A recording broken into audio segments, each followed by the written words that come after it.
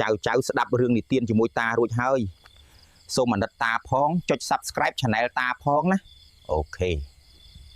ថ្ងៃនេះខ្ញុំមានរឿងរ៉ាវតាក់ទងនឹងសំណាងដែលជាកូនរឿងដែលគាត់បានជួបប្រទះកាលពីនៅក្មេងជាមួយគ្រួសារគឺការទៅរស់នៅផ្ទះចាក់របស់ជីតាហើយក៏បានជួបជាមួយរឿងរ៉ាវអាថ៌កំបាំងនេះសួស្តីបាទសូមស្វាគមន៍មកកាន់ Channel ដំណើរនិមិត្តថ្ងៃនេះខ្ញុំមានរឿងរ៉ាវព្រឺព្រួយមកចែករំលែកជាមិត្តទាំងអស់គ្នារឿងនេះកើតឡើងនៅតំបន់អ៊ីសានត្រឡប់ទៅកាលពីជាង40ឆ្នាំមុនមានគ្រួសារមួយដែលមានឪពុកម្ដាយនិងកូនប្រុសច្បងឈ្មោះថាហិននិងកូនប្រុសពៅឈ្មោះថាសំណាងឪពុកនិងម្ដាយបាននាំហិននិងសំណាងមកនៅផ្ទះកេតមរតកដែលជីតាបានបន្សល់ទុកឲ្យផ្ទះមួយខ្នងនេះគឺជាផ្ទះឈើ2ជាន់ខាងក្រោមផ្ទះខ្ពស់ខាងក្រោយផ្ទះគឺជាព្រៃហើយបន្ទាប់ពីនោះគឺជាបន្ទប់ទឹកផ្ទះនេះមុនពេលដែលពួកគាត់មកនៅគឺត្រូវបានទុកចោលជាង10ឆ្នាំហើយហិនមកដល់ផ្ទះនេះដំបូងវាហាក់ដូចជាចាស់ទ្រុឌទ្រោមបន្តិចមែនប៉ុន្តែនៅតែអាចរស់នៅបានឪពុកនិងហិនក៏ជួយគ្នាយករបស់របរចូលផ្ទះឯម្ដាយក៏ចាំចាត់ចែងកាលនោះសំណាងមានអាយុទើបតែ8-9ឆ្នាំប៉ុណ្ណោះឪពុកក៏ប្រាប់កូនថាទីនេះមិនមែនជាផ្ទះនៅក្នុងក្រុងទេណាកូននឹងធ្វើអ្វីត្រូវប្រយ័ត្នផងខាងផ្ទះសុទ្ធតែព្រៃប្រយ័ត្នមានសត្វអាសេរពិសណាសំណាងក៏ឆ្លើយថាអូខេឪពុកនិងហិនក៏ជួយគ្នាមើលថែជួសជុលទ្វារបង្អួចផ្ទះណាដែលខូចឯម្ដាយក៏សម្អាតផ្ទះហើយសំណាងក៏ទៅជួយម្ដាយលុះដល់ពេលយប់គ្រប់គ្នាក៏ចូលគេងរួមគ្នានឹងបន្ទប់ធំឪពុកប្រាប់ថាអំឡុងពេលនេះយើងគេងជាមួយគ្នាសិនទៅចាំសង់ផ្ទះរួចរាល់និងសម្អាតអ្វីៗរួចរាល់អស់ចាំបំបែកគ្នាគេងសំណាងដេកក្បែរម្ដាយចំណែកហិនដេកក្បែរឪពុកកាលពីជាង40ឆ្នាំមុននៅប្រទេសថៃយើង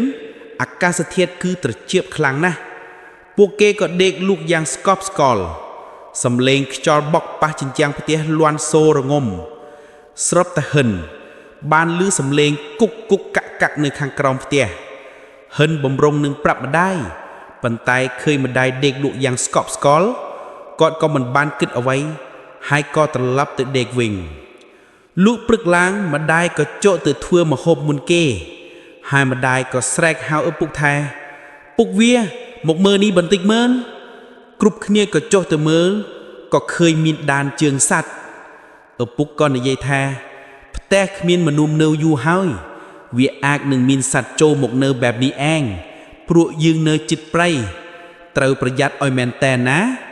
គ្រប់គ្នាក៏យល់ព្រមលក់ដល់ពេលថ្ងៃបន្តិចពួកគេក៏ជួយគ្នាធ្រួទ្វារបង្អួចផ្ទះហើយចុកទៅមើលនៅក្រោមផ្ទះស្របតែឃើញសុទ្ធតែសត្វខ្ទួយ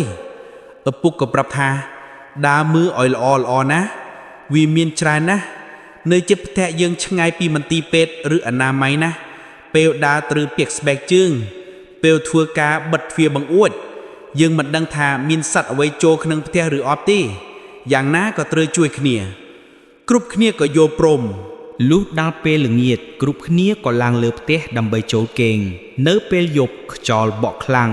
ហើយសំណាងក៏បានឮសំឡេងដូចមានមនុស្សដើរអូសជើងហិនក៏ក្រោកឡើងហើយបើកបង្គួចបញ្ចាំងពិលមើលទៅក្រោយផ្ទះព្រោះសំឡេងនោះមកពីក្រោយផ្ទះឪពុកក៏ក្រោកទៅមើលដែរប៉ុន្តែមិនឃើញអ្វីសោះឃើញតែភាពងងឹតបន្ទាប់មកក៏មានសំឡេងតុបនៅលើដំបូលឪពុកនិយាយថាខ្យល់បក់ខ្លាំងម្ល៉េះតោះដេកទៅចាំព្រឹកចាំមើលជួយគ្នាថាដំបូលត្រង់ណាវាខូចហាន់នឹងបានជួយប៉ះវាពួកគេក៏បិទភ្លើងចូលគេងវិញស្រាប់តែឮសំឡេងតុប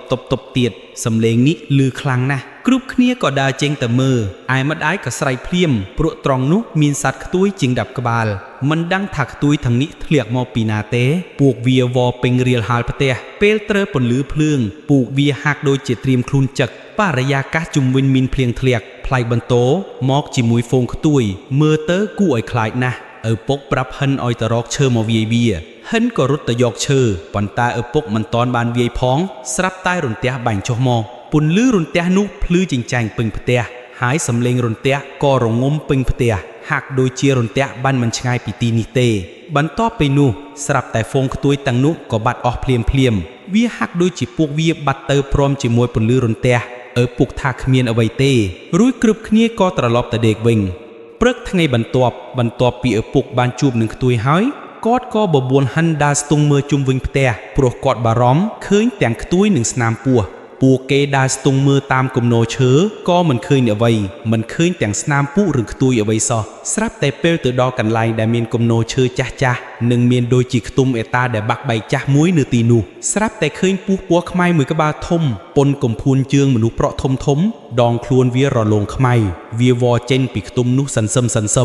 សំណាងនឹងម្ដាយក៏ដើរមកឃើញដែរពស់នោះក៏ងើបក្បាលឡើងឪពុកប្រាប់ថាហិនកូនគុំក្រមើកណាវិនាទីនោះគ្រប់គ្នានៅស្ងៀមត្រឹងទាំងអស់ពស់នោះក៏បើកពពាឡើងដោយពស់វែកហាក់ដូចជាការពារខ្លួនហើយសម្លឹងមើលមកពស់គេបន្ទាប់មកវាក៏ដាក់ក្បាលចុះហើយវាវត្រឡប់ទៅវិញអារម្មណ៍ហាក់ដូចជាពស់នោះចង់មកមើលពស់គេហើយក៏ត្រឡប់ទៅកន្លែងដើមវិញវាហាក់ដូចជាត្រង់នោះគឺជាកន្លែងរបស់វាហិនក៏ដើរទៅមើលហើយឃើញកន្ទុយពស់កំពុងវទៅប្រៃខាងក្រោយផ្ទះហិនក៏ឃើញស្រមោលមកឌូប្រមម្នាក់ឈរនៅទីនោះហាក់ដូចជាពស់នោះវទៅរកគាត់ហើយគាត់ក៏ឈរចាំបន្ទាប់មកពស់ក៏បាត់ចូលទៅក្នុងព្រៃ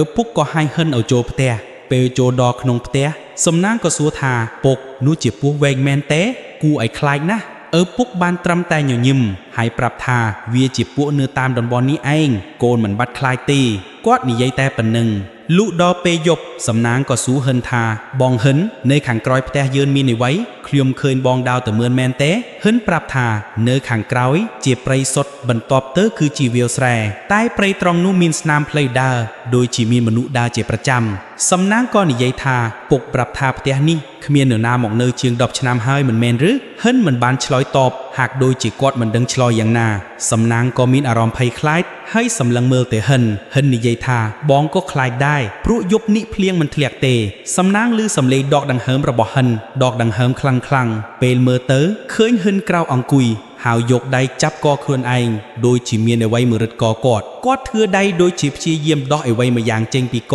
ប៉ុន្តែសំណាងមើលទៅមិនឃើញអ្វីសោះគឺដូចជាគាត់កំពុងប្រតៃប្រទប់ជាមួយខ្យល់សំណាងក៏ដាស់ម្ដាយឃើញហិនបែបនោះក៏សួរថាហិនកើតអីកូនធ្វើអ្វីហ្នឹងម្ដាយក៏អង្រួនខ្លួនហិនក៏ងាកមកមឿនម្ដាយហើយភ្ញាក់ដឹងខ្លួនដកដង្ហើមធម្មតាវិញហើយនិយាយថាខ្ញុំដកដង្ហើមមិនរួចម្ដាយប្រាប់ថាកូនប្រហែលជាយល់សម្បត្តិអាក្រក់ហើយព្រោះពេលថ្ងៃយើងឃើញពួកកូនប្រហែលជាភ័យហើយយកតែយល់សម្បត្តិថាពួកមកធ្វើបាបតោះសូត្រធម៌មុនគេងទៅជាធម្មតាឪពុកមើលទៅរឿងមុំប៉ុន្តែគាត់ចាប់ផ្ដើមគិតថារឿងនេះមិនធម្មតាហើយបន្ទាប់មកគ្រប់គ្នាក៏គេងបន្តមិនតាន់ទាំងលួសផងក៏ឮសំឡេងនៅក្រោមផ្ទះទៀតវាជាសំឡេងដូចជាមានពស់ធំកំពុងវាឪពុកក៏ក្រោកទៅបើកបង្អួតហើយបញ្ចាំងពើលមើលសន្ទុះក៏បិទបង្អួតហើយមកគេងវិញដោយមិនហ៊ាននិយាយអ្វីឪពុកនិងម្ដាយក៏ខិតទៅជិតហិនដេកសម្លឹងទៅពីដានហើយដៃធ្វើកាយវិការដូចមុនទៀតគឺចាប់កខ្លួនឯងហើយដកដង្ហើមមិនរួចសំណាងឃើញបែបនេះក៏យំតាមបងប្រុសមួយសន្ទុះក្រោយមកហិនក៏ដឹងខ្លួនហើយយំរៀបរាប់ការយល់សបិតថាគាត់យល់សបិតឃើញគាត់មើលទៅក្រៅបង្អួចមិនឃើញអ្វីសោះមានតែភាពងងឹតហើយគាត់ឮសំឡេងដូចជាមនុស្សដើរនៅក្រោមផ្ទះគាត់ក៏ដើរចុះទៅមើលព្រោះនឹកថាជាពុកឬម៉ែពេលចុះទៅដល់ក្រោមផ្ទះក៏មានអ្វីម្យ៉ាងវាមករឹតកគាត់សំពស់នោះត្រជាក់ស្រែបហើយរឹតកគាត់ខ្លាំងណាស់គាត់ព្យាយាមដោះយ៉ាងណាក៏មិនចេញហើយគាត់ឃើញមនុស្សប្រុសម្នាក់ដើរមកហើយនិយាយថារឹតវាឲ្យខ្លាំងជាងនេះទៅរបស់ដែលរឹតកគាត់គឺពស់មួយក្បាលគាត់ដកដង្ហើមមិនរួចដោយខ្លួនឯងជិតស្លាប់ព្យាយាមស្រែកហៅពុកម៉ែឲ្យជួយប៉ុន្តែគ្មានសំឡេងដូចមាត់ត្រីបានបិទជិតម្ដាយក៏លួងថាវាមកពីចិត្តទេកូនអាចនឹងខ្លាចពស់នោះពេកក៏ឡាយទៅជាគិតច្រើនធ្វើឲ្យយល់សបិតខឿនបែបនេះកូនគេងបន្តទៅគ្មានអ្វីទេបន្ទាប់មកគ្រប់គ្នាក៏ដេកលក់បន្តតែសំណាងក៏យល់សបិតថាខ្លួនឯងឈរនៅជណ្ដើរបំរុងនឹងចុះទៅក្រោមផ្ទះ ក៏ឃើញមានថង់ផ្លាស្ទិកអណ្ដែតនៅទីនោះគាត់ក៏ដើរទៅមើលម្ដាយក៏មកដាស់ហើយប្រាប់ថាមិនអីទេកូនម៉ែនៅទីនេះហើយម្ដាយក៏នាំសំណាងចុះទៅផ្ទះបាយស្រាប់តែឃើញស្នាមពោះវាទៀតហើយ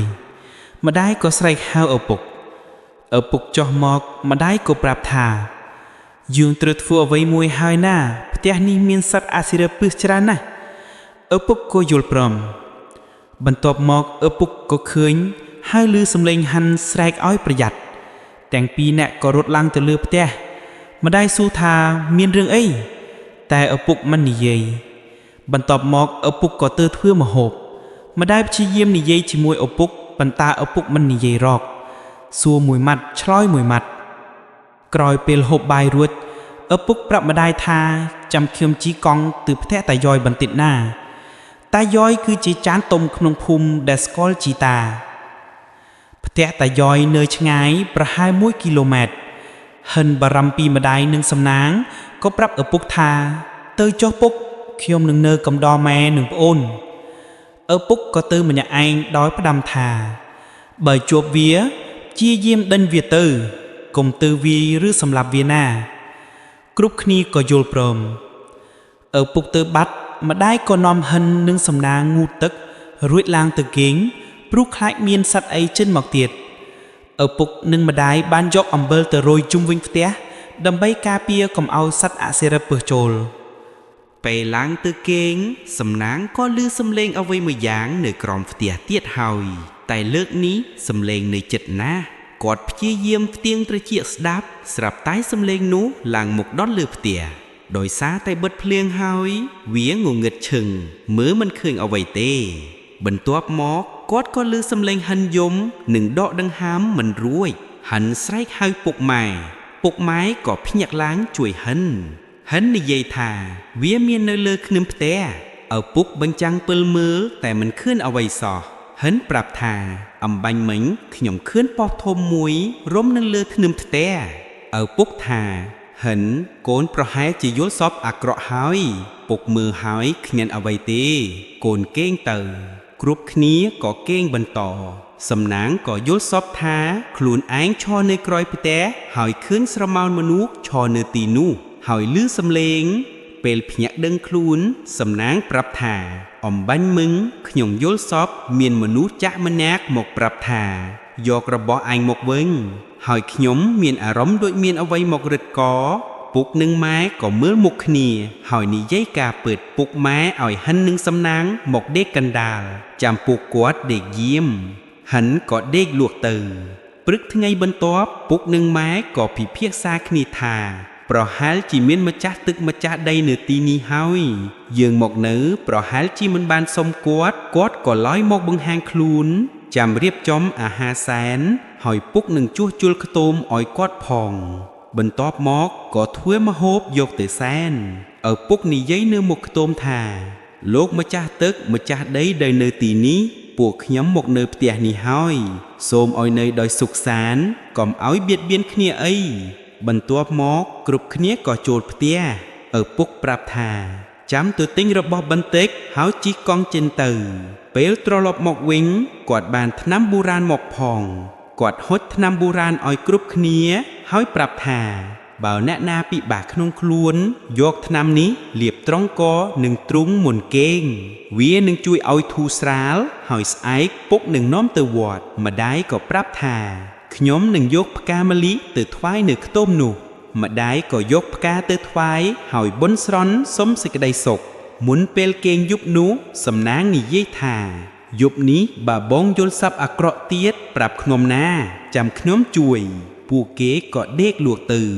យប់នោះឪពុកឮសំឡេងអ្វីម្យ៉ាងក៏ក្រោកបាក់បង្អួចមើលតែមិនឃើញអ្វីទេគាត់ក៏ដើរចុះទៅក្រោមម្ដាយក៏ដើរតាមឪពុកទាំងពីរនាក់ស្រាប់តែឃើញពស់ធំមួយក្បាលដដែលនោះកំពុងវាទៅក្រោយផ្ទះសំដៅទៅខ្ទមឈើចាស់ម្ដាយក៏ហៅឪពុកឲ្យត្រឡប់មកវិញ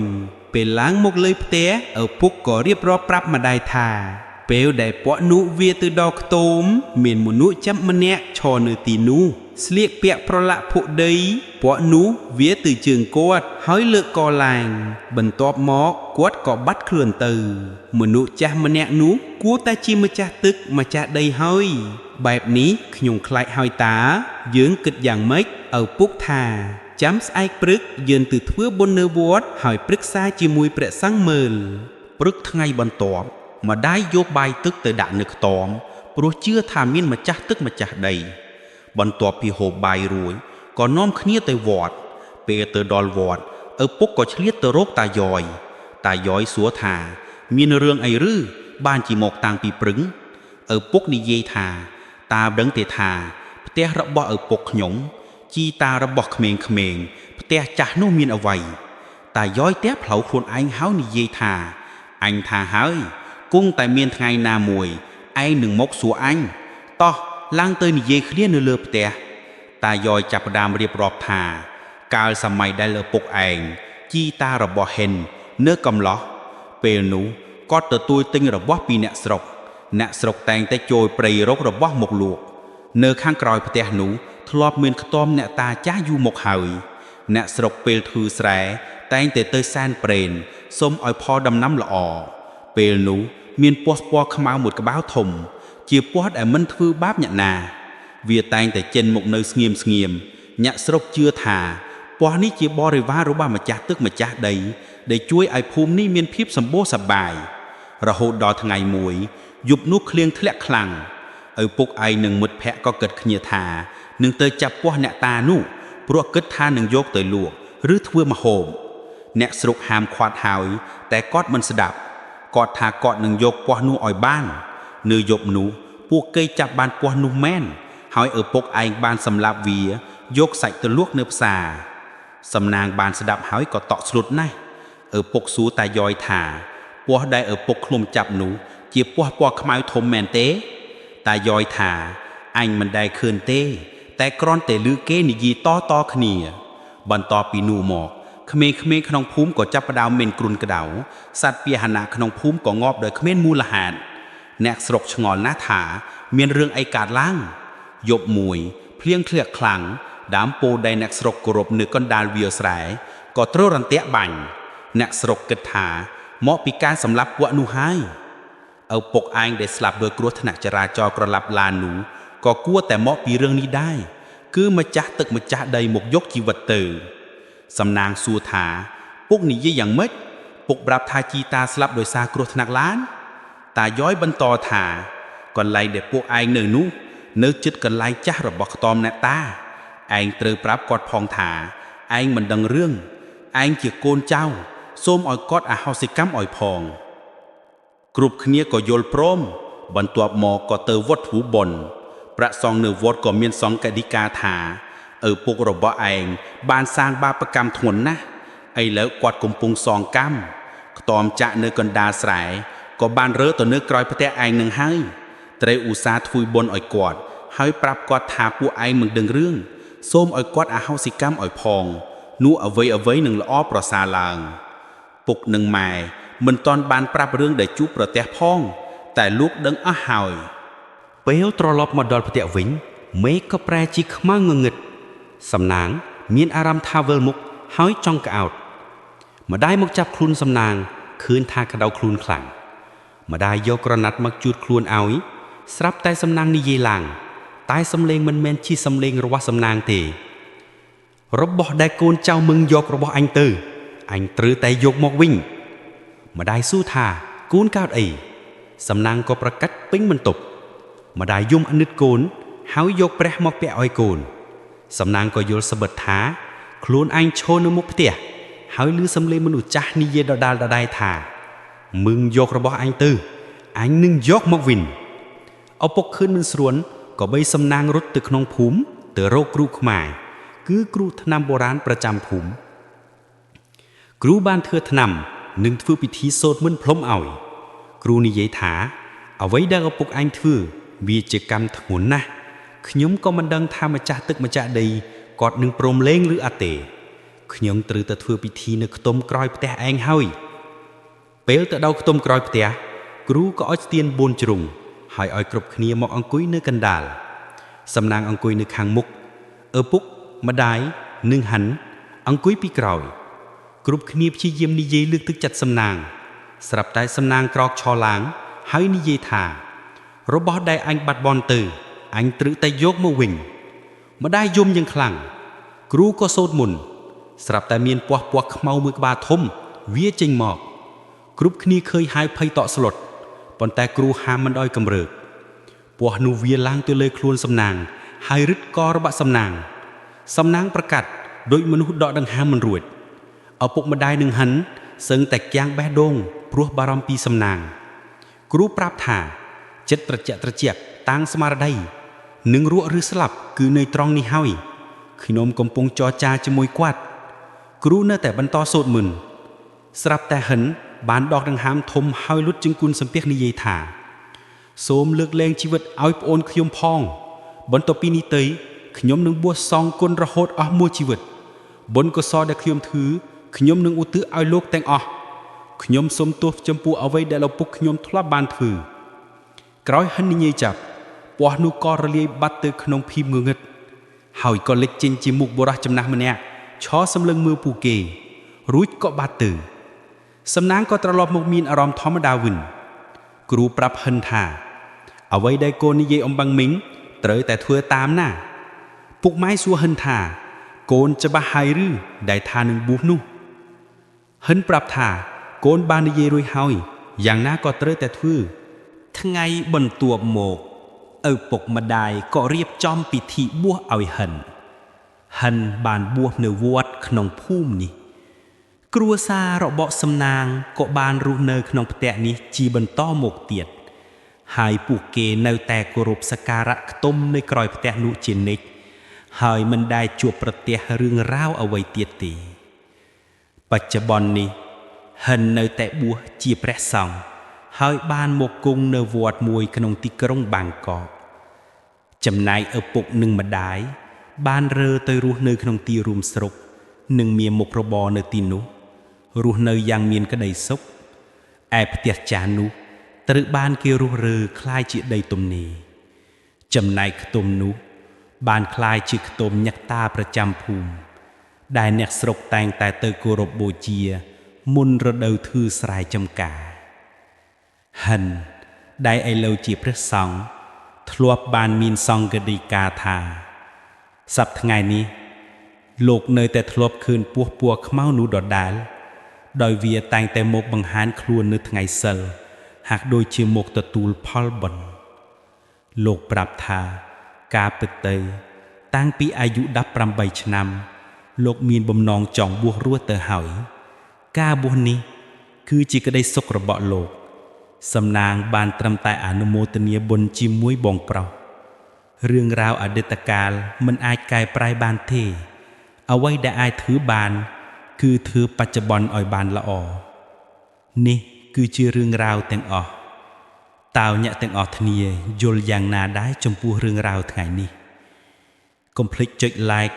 share និង subscribe ហើយ comment មកនិយាយគ្នាលេងបានដើម្បីជាកម្លាំងចិត្តឲ្យខ្ញុំធ្វើវីដេអូបន្តទៀតសម្រាប់ថ្ងៃនេះសូមជម្រាបលា